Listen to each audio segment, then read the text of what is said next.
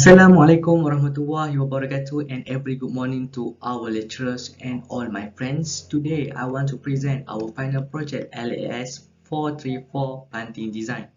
Okay, before that I want to introduce myself first. My name is Muhamad Nur Hisyam Bin Mohd Nizam and my student ID is 2020850276. Okay, next is the content on this slide presentation.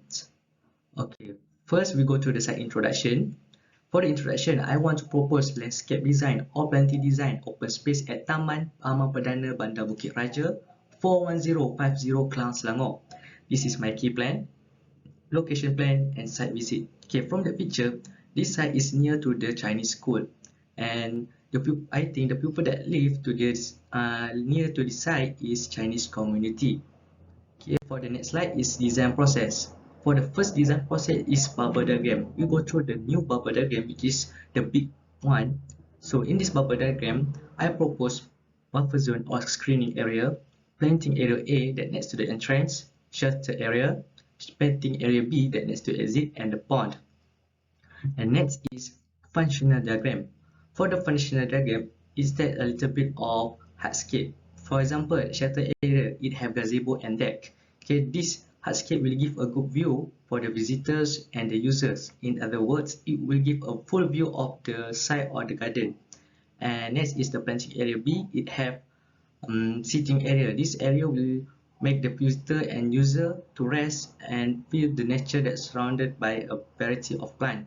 And next is pond, which is have hardscape of bridge. Okay, this bridge will connect the planting area A and planting area B. And the last one is bollard, the safety on the site. Okay, next is schematic diagram. Schematic diagram is more detail of hardscape and softscape shape or form.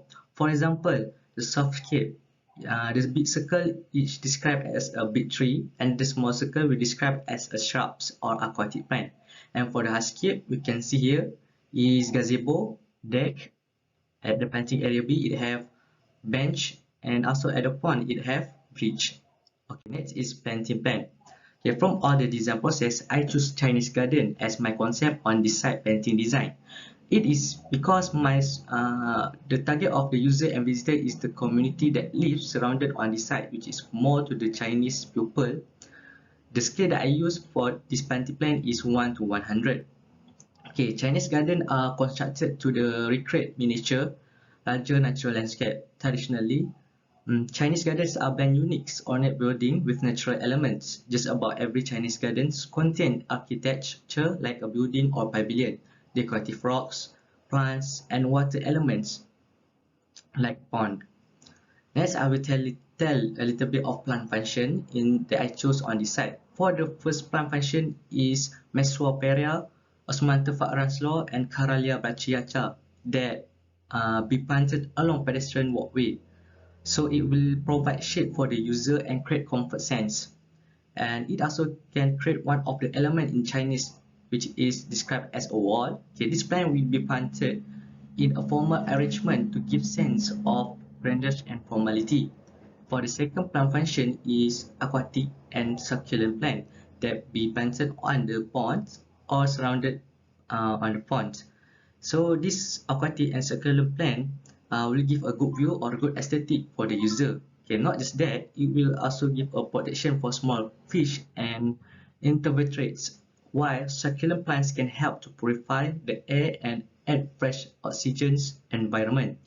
And the last one plant function is ground cover.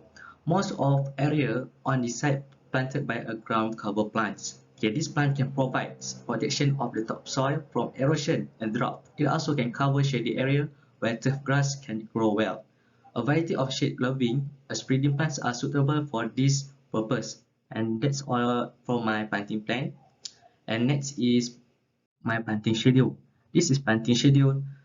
This slide is all about nursery size of all plants that I chose on this site, like trunk height, trunk diameter, overall height, planting distance, and quantity on this site. We can see here tree, shrubs, okay, ground cover, aquatic plant, and succulent plant. And next is planting detail, the information of the method of cultivation for each type of plant. For example, the tree, I use double stacking, and it also shows the method for the shrub, which is single shrub and grouping shrubs. And next is ground cover and aquatic plant for the planting detail. And next is my section elevation. This is my section elevation A to A prime. The scale that I use is 1 to 100. And we can see here it have planting area, shelter area, and also planting area. The soft scale that we can see from this section is Mesoperia, Chrysanthemum morifolium, Salix babylonica, Osmanthus fragrans, Clerodendron bungi, and Scrotoschloa ulceolata. And Mesoperia can attract insect, and Osmanthus fragrans, which is the shrubs, it have fragrance flower. And while the Scrotoschloa ulceolata, it is a ground cover plant. That's from my section elevation. Next is my perspective. This is my first perspective, which is the view of shelter area, which it have gazebo deck, and the plant it have Mesoperia, Salix babylonica, which is a big tree, and the shrubs and the pond. The next is my second perspective, which is the view of painting area, and the Bauhina Blackiana become a focal point in this painting area, and this area also have a bollards, okay, the shrubs and Mesoperia, and the shrubs on the walkway pedestrians, which is Osmanthus fragrans. That's for my second perspective. And next is Pantipellet. The plant that I have selected, which is for the big orchid tree, is Mesoperia, Salix babylonica, Caralia brachiata, Bauhina blackiana, Lagestromia speciosa.